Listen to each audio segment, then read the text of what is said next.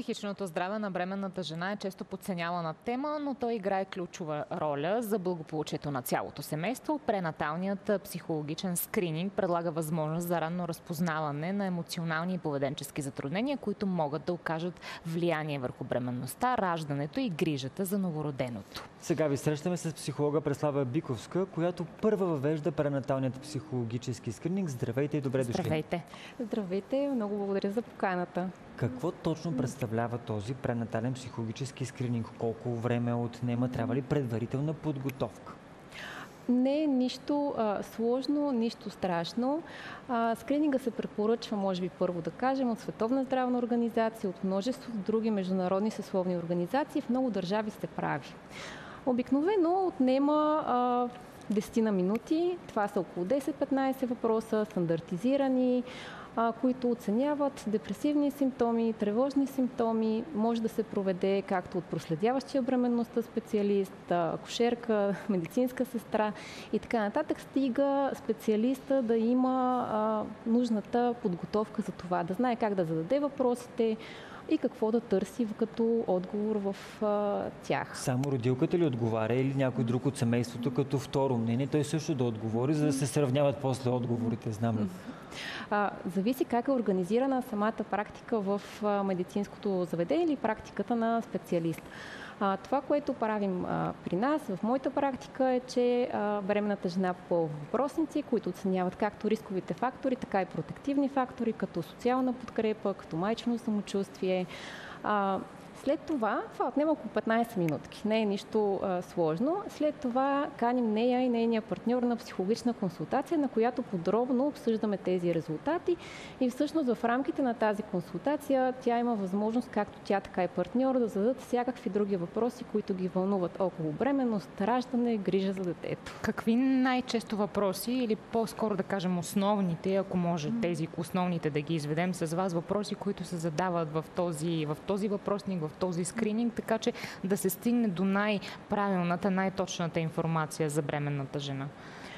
Самия скрининг, той следва стандарти. Въпросите са свързани с промени в настроението, също така в мисленето, в апетита и така нататък. Те са стандартизирани, свързани с това как се чувства жената през последните 2 седмици, да кажем, дали имало много неща, за които се тревожи и не може да си обясни защо се тревожи за тях.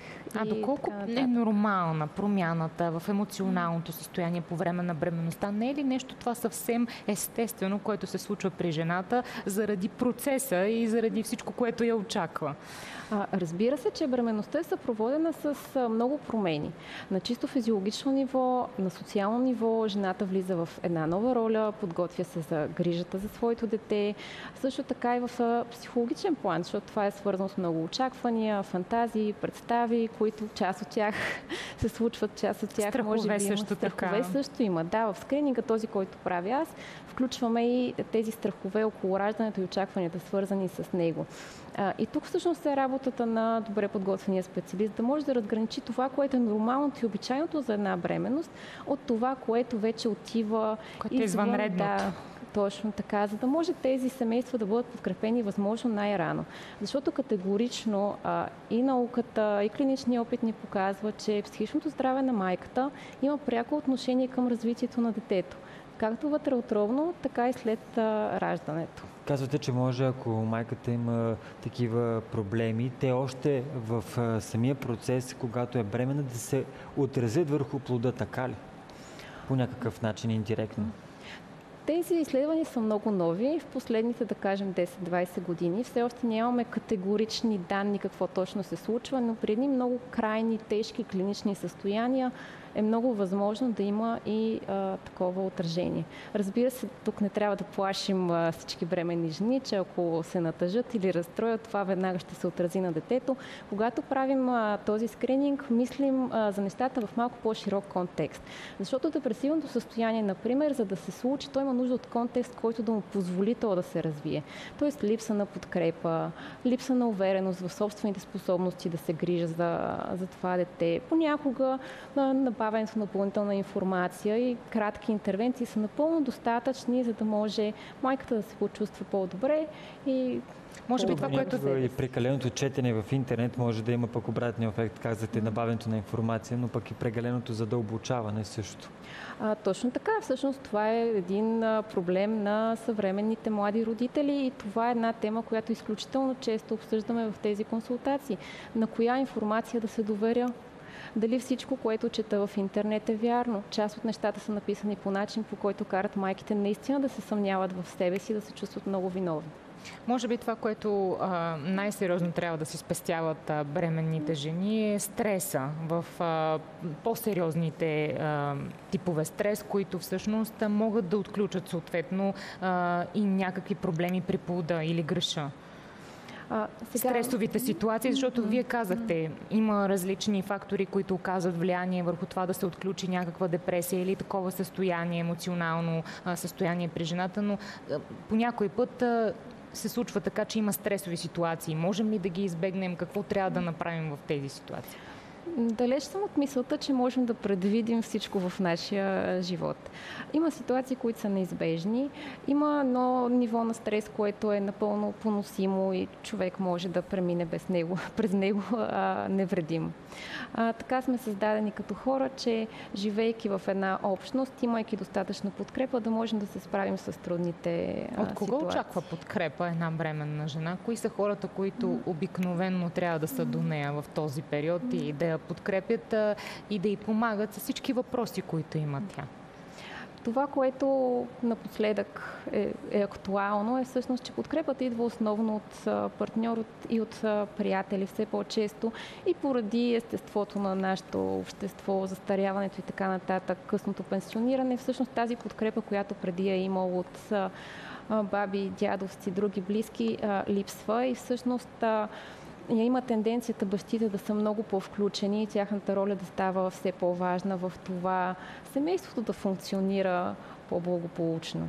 Сега този скрининг трябва ли да се прави абсолютно винаги, когато една жена е бременна, или веднъж при първата бременност, като го направим, няма смисъл втория и третия път, понеже какво по-различно? Жената е подготвена, минала е вече веднъж през това, или хубаво е всеки път при всяка бременност да се прави такъв скрининг?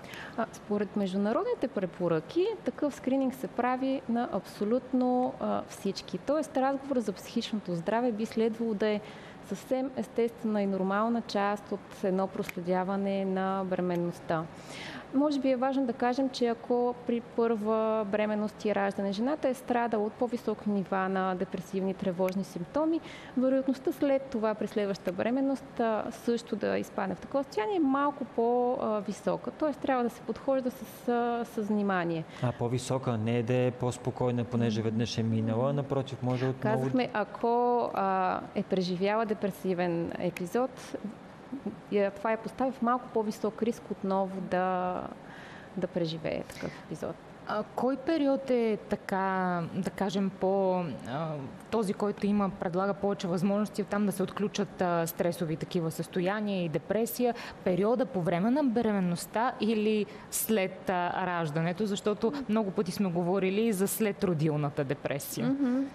За следродилната депресия наистина последната година и половина-две много се говори, за съжаление и покрай едни трагични случаи в нашето общество. Това, което може би не разбираме все още като общество е, че наистина има история това състояние. То не се появява изведнъж просто така, защото жената е станала майка или е забременяла. И при 50% от жените, които страдат от следродилна депресия, доказана клинична, тези симптоми са били налични още по време на бременността. Именно затова е важно в този важен период ние да успеем да подкрепим семействата възможно най-рано, за да не се стига до клинично тежки състояния. На финала не казахме този скрининг кога се прави? Първия, втория, третия месец, когато жената разбере, че е бременна, или малко по-напред? Четвърти, седми месец? Няма конкретен период. Посочен конкретен период. Когато прецени, че има желание, интерес, винаги е добре дошла. Дори без такива симптоми, така да кажем, ако има някакви депресивни, емоционални състояния, дори без такива състояния, може да си направи този скрининг, нали? Разбира се, скрининга, както казахме, то е попълване на едни кратки въпросници и човешки разговор. Разбрахме. Много ви благодарим за този разговор. Благодаря и аз.